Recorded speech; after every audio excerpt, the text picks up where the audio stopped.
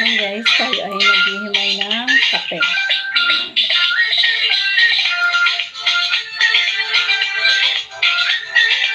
Ito yung hihimayin.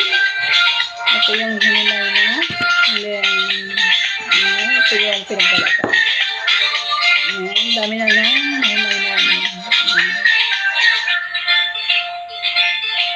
Ganyan pala guys. Ayan. Madali siyang himayin kasi may mga biyak na pala siya. Pag yung binilad, ayan.